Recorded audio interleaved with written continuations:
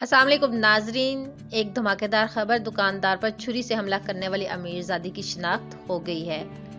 لاہور دکاندار پر تشدد کرنے والی خاتون کی شناخت ہو گئی۔ تفصیلات کے مطابق لاہور کے علاقے ڈیفنس میں امیر زادی نے تلخ کلامی پر دکاندار کو تشدد کا نشانہ بنا دیا تھا۔ بتایا گیا کہ ڈیفنس کے علاقے میں نامعلوم خاتون کا بیٹا موبائل شاپ پر چالان جمع کروانے آیا تھا۔ آن لائن چالان جمع کروایا گیا، سسٹم میں خرابی کے باعث میسج دیر سے پہنچا تو خاتون نے نوجوان کو تشدد کا نشانہ بنا ڈالا۔ واقعے کی سی سی ٹی وی فوٹیج سامنے آئی جس میں دیکھا جا سکتا ہے کہ خاتون دکاندار کے ساتھ گتھم گتھا ہو گئی۔ متاثرہ دکاندار نے خاتون کے خلاف مقدمہ درج کروانے کی درخواست ڈیفنس اے میں جمع کروائی۔ بتایا گیا کہ متاثرہ دکاندار پر نہ صرف تشدد کیا گیا بلکہ لاکھوں کے موبائل فون اور لیپ ٹاپ بھی توڑ دیے۔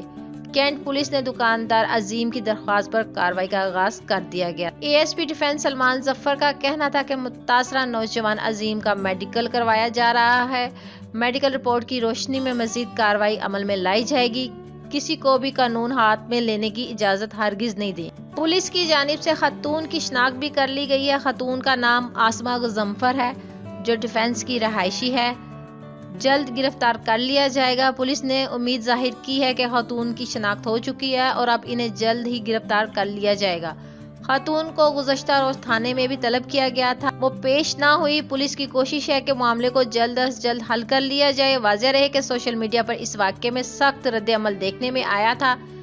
صارفین کی جانب سے خاتون کو پرتشدد رویہ اختیار کرنے پر تنقید کا سامنا کرنا پڑ رہا ہے۔